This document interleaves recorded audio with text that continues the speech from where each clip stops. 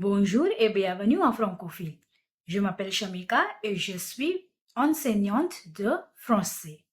In today's video, we are going to learn le futur proche. Le futur proche, that means near future.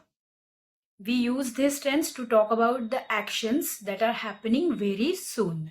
To form le futur proche, you will need the verb aller. Aller means to go. We have already seen the conjugation of it, but we will revise it. Je vais. I go or I'm going. Tu vas. You go or you're going. Il va. He goes or he is going. Elle va. She goes or she is going. Nous allons. We go or we are going. Vous allez. You go or you are going. Ils vont. They go or they are going masculine. Elles vont. They go or they are going feminine. Let's repeat the conjugation. Je vais. Tu vas. Il va. Elle va. Nous allons. Vous allez. Ils vont. Elles vont. Just keep this in mind that in French, simple present tense and present continuous tense are the same. Now, how to form le futur proche? Le sujet, subject, plus aller conjugated,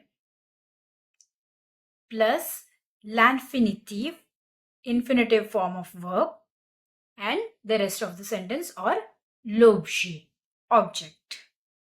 Let's take an example.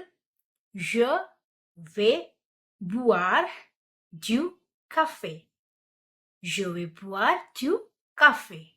That means I'm going to drink some coffee. Je is subject, vais aller conjugated, boire verb in infinitive form, and du café l'objet, object or rest of the sentence. Let's take another example. Sophie va aller au restaurant. Sophie va aller au restaurant. Sophie is going to go to the restaurant. Here are 5 sentences for you to practice. Nous, into bracket, partir en vacances demain. We are going to go to the vacations tomorrow.